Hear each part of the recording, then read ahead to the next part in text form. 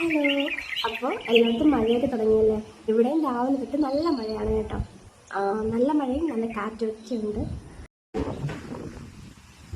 ഇടയ്ക്ക് വേറെ സൗണ്ടൊക്കെ കേൾക്കും, നല്ല കാറ്റും പിന്നെ കിളികളുടെ സൗണ്ടൊക്കെയാണ് കേട്ടോ. അപ്പോൾ ഇന്നൊരു കുക്കിംഗ് വീഡിയോ ആണ് കേട്ടോ. നല്ല കാറ്റുണ്ട്, മുടിയൊക്കെ പറക്കുന്നത്. അപ്പോൾ നേരത്തെ കുറച്ച് നാൾ മുമ്പേ എടുത്തു വെച്ച വീഡിയോ ആണ്, എഡിറ്റ് ചെയ്ത് പോസ്റ്റ് ചെയ്യുന്നതേ ഉള്ളൂ. അപ്പോൾ ഇൻട്രോ ഇപ്പോൾ പറയാമെന്ന് വിചാരിച്ചു. ഇന്ന് അടിപൊളി രോഹു മീൻകറി ഉണ്ടാക്കുന്നത് എങ്ങനെയാണെന്ന് നോക്കാം. ഒപ്പം തന്നെ ബംഗാളിലെ കുറച്ച് വിശേഷങ്ങളും ആവാം. വൃത്തിയാക്കിയ മീൻ ആദ്യം തന്നെ ഒന്ന് ഫ്രൈ ചെയ്തെടുക്കാം.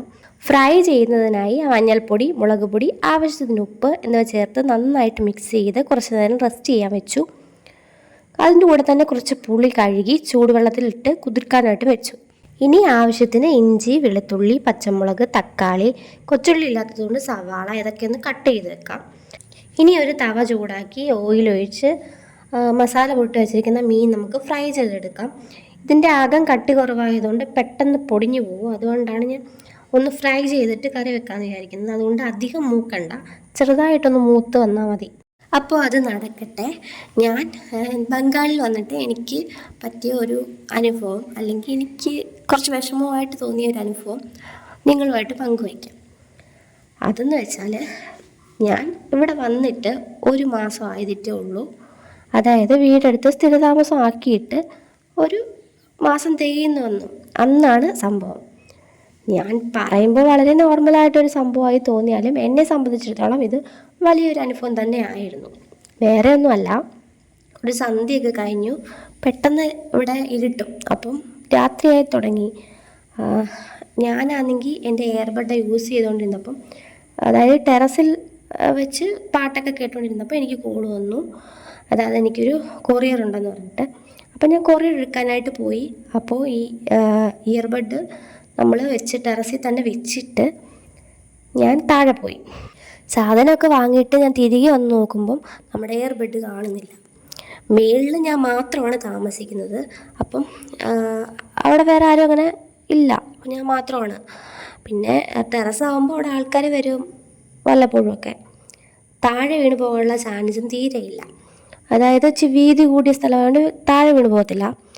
പക്ഷേ ഇവിടെ എന്നും ഒരേ സമയം ഒരു സമയം ഒരു പെങ്കൊച്ച് വന്നിരിക്കും. അപ്പം അവൾ അന്നും അതുപോലെ വന്നിരിക്കുന്നുണ്ടായിരുന്നു. അപ്പം ഞാൻ അവിടെ എല്ലാം ഒന്ന് നോക്കിയിട്ട് അവളോട് ചോദിച്ചു, നീ ഇത് കണ്ടായിരുന്നോ എന്ന് ചോദിച്ചു.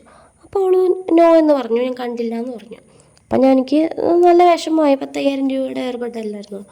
എന്നെപ്പോലൊരു സാധാരണക്കാരിക്ക് 5,000 എന്ന് പറയുന്നത് വളരെ വലിയൊരു തുക തന്നെയാണ്. എന്തായാലും അങ്ങനെ നേരം വെളുപ്പിച്ചു. വെളുപ്പിനെ ഞാൻ എഴുന്നേറ്റ് താഴേക്ക് വീണ്ടും ഒന്ന് നോക്കി, എവിടെയും ഇല്ല. ഞാൻ ഫോണിലൊന്ന് നോക്കാമെന്ന് കരുതി മറ്റേ നമ്മുടെ ഡിവൈസ് ഓണാക്കുമ്പോൾ വേറെ ഈസ് മൈ ഡിവൈസ് അത് ഓണാക്കി ലൊക്കേഷനൊക്കെ ഒന്ന് നോക്കി. അപ്പം ഞങ്ങൾ താമസിക്കുന്നിടം തന്നെ ലാസ്റ്റ് സീൻ രാവിലെ, അതായത് അന്ന് രാവിലത്തെ 6:45 ആ ഒരു സമയം കാണിക്കുന്നു. അപ്പം ഞാൻ ഉറപ്പിച്ചു സാധനം എവിടെ എങ്ങും പോയിട്ടില്ല. അതെൻ്റെ റൂമിൽ എന്തായാലും ഇല്ല. ആരും അത് എടുത്തു എന്നത് ഉറപ്പായിട്ട്. അത് ആ പെങ്കൊച്ച് തന്നെ ആണ്. കാരണം അവളുടെ സംസാരവും പിന്നുള്ള രീതിയും ഒക്കെ കണ്ടപ്പോൾ നമുക്കത് മനസ്സിലായി. കാരണം അവളല്ലാതെ വേറെ ആരും ഇല്ലായിരുന്നു. അപ്പോൾ താഴെയുള്ള വേറെ കുറേ താമസക്കാരുണ്ട്, അവർക്ക് സംസാരിച്ചപ്പോഴും ആ കുട്ടി തന്നെ ആയിരിക്കും എടുത്തത് എന്ന് തന്നെയാണ് പറഞ്ഞത്. ഹൗസ് ഓണറിനോട് പറഞ്ഞപ്പോഴും ചോദിച്ചപ്പോഴും ഈ കൊച്ച് വിറച്ച് ഇച്ചിരി ഇതായിട്ടൊക്കെ സംസാരിച്ചു. എല്ലാവർക്കും മനസ്സിലായി ആൾ തന്നെ എടുത്തതെന്ന്. എന്നാലും ഒരു പെങ്കൊച്ചല്ലേ എന്ന് വെച്ച് ഞാൻ പിന്നെ അതങ്ങ് വിട്ടു. അപ്പം അതൊരു അനുഭവം തന്നെയായിരുന്നു. നമ്മുടെ സാധനം നമ്മൾ നന്നായിട്ട് സൂക്ഷിക്കണം. അതിപ്പോൾ വേറെ നാട്ടിൽ ചെല്ലുമ്പോൾ ഭാഷയായാലും എല്ലാത്തും കൊണ്ടും പ്രോബ്ലം. അപ്പം നമ്മുടേതായതുള്ളത് നമ്മൾ വളരെ സൂക്ഷിച്ച് കൈകാര്യം ചെയ്യണം എന്നുള്ള പാഠം ഞാൻ പഠിച്ചു.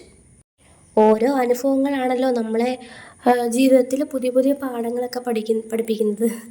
അപ്പോൾ അങ്ങനെ ഇനി നമുക്ക് അപ്പോൾ മീൻ ഫ്രൈ ചെയ്തല്ലോ. അപ്പോൾ ഇനി ഒരു ചീനച്ചട്ടി ചൂടാക്കി ഓയിൽ ചേർത്ത് കൊടുക്കാം. ഞാൻ വെളിച്ചെണ്ണയാണ് ചേർത്തത്. പക്ഷേ അതാ വെളിച്ചെണ്ണ ഇങ്ങനെ ഇരിക്കുന്നതാണ്, തണുപ്പായതുകൊണ്ട് നല്ല ഉറഞ്ഞ് അങ്ങനെ ഇരിക്കുകയാണ്, കട്ടിയായിട്ടിരിക്കുകയാണ് കേട്ടോ. അതപ്പം ഞാൻ പറഞ്ഞല്ലോ, ഇപ്പം നമ്മുടെ മഞ്ഞുകാലം കഴിഞ്ഞു. ഞാൻ നേരത്തെ എടുത്ത് വെച്ച വീഡിയോയാണെന്ന് ആദ്യം തന്നെ പറഞ്ഞിട്ടുണ്ടല്ലോ. വെളിച്ചെണ്ണ നല്ല ചൂടാകുമ്പോൾ ഉലുവ പൊട്ടിച്ചു കൊടുക്കുക. അതിലേക്ക് ഇഞ്ചി, വെളുത്തുള്ളി, പച്ചമുളകൊക്കെ ഇട്ട് കൊടുത്ത് നല്ലോണം മൂപ്പിച്ചെടുക്കാം. ഇനി അതിനകത്ത് നമ്മൾ അരിഞ്ഞു വെച്ചിരുന്ന സവാള കൂട്ടി ചേർത്ത് കൊടുക്കാം. സവാള മുക്കാലായിട്ട് കുറച്ച് ഉപ്പ് കൂടി ചേർത്ത് കൊടുക്കാം. ഉപ്പ് ചേർത്ത് നന്നായിട്ടൊന്ന് ഇളക്കി ഒന്ന് മൂത്ത് വരുമ്പോൾ നമുക്ക് പൊടികൾ ചേർക്കാം.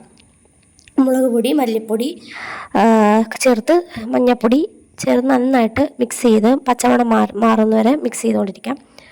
പിന്നെ ഫ്രൈ ചെയ്ത മീനിലും കുറച്ച് നമ്മൾ മസാലകൾ പറ്റിയിട്ടുണ്ട്. അപ്പോൾ അതിനനുസരിച്ച് വേണം ഇതിനകത്ത് മസാലകൾ ചേർക്കാനായിട്ട്. ഇനി നമുക്ക് പൊടികൾ മൂത്ത് വരുമ്പോൾ അതിലേക്ക് പുളിവെള്ളം നമുക്ക് ഒഴിക്കാം. ഈ പുളിവെള്ളത്തിൻ്റെ കൂടെ കുറച്ച് ചൂടുവെള്ളം കൂടെ ഒഴിച്ച് കൊടുക്കാം. ആവശ്യത്തിന് ഉപ്പിട്ട് തക്കാളി കൂടി ഇട്ട് കൊടുക്കാം. നന്നായിട്ട് തിളച്ച് വരുമ്പോൾ നമുക്ക് ഫ്രൈ ചെയ്ത് വെച്ചിരുന്ന മീൻ കൂടി ഇട്ട് കൊടുക്കാം. ഫ്രൈ ചെയ്ത മീനായതുകൊണ്ട് തന്നെ ഒരുപാട് നേരം വേവിക്കേണ്ട ആവശ്യമൊന്നുമില്ല. അപ്പോൾ കുറച്ച് നേരം അടച്ച് വെച്ചൊന്ന് വേവിച്ചെടുക്കാം. ഇടയ്ക്കൊന്ന് ചുറ്റിച്ച് കൊടുക്കാം. തവി ഉപയോഗിക്കുമ്പോൾ ചിലപ്പോൾ മീൻ ഉടഞ്ഞു പോകാൻ ചാൻസ് ഉണ്ട്, അതുകൊണ്ടാണ് ചുറ്റിച്ച് കൊടുക്കുന്നത്. ഇനി ലാസ്റ്റായിട്ട് നമ്മൾ കുറച്ച് ഉലുവാപ്പൊടി, ഒരു നുള്ള് ഉലുവാപ്പൊടി, ഒരു നുള്ള് കായപ്പൊടി കൂടി ചേർക്കാം. ഇനി ഓഫ് ചെയ്തിട്ട് കുറച്ച് പച്ച വെളിച്ചെണ്ണ കൂടി തൂവി കൊടുക്കാം. ഇനി അടച്ച് വെക്കാം. അപ്പോൾ മീൻ കറി റെഡി ആയിട്ടുണ്ട്. അപ്പോൾ ഇന്നത്തെ പാചകവും വാചകവും ഒക്കെ ഇത്രയേ ഉള്ളൂ. അടുത്ത വീഡിയോയിലായിട്ട് കാണാം.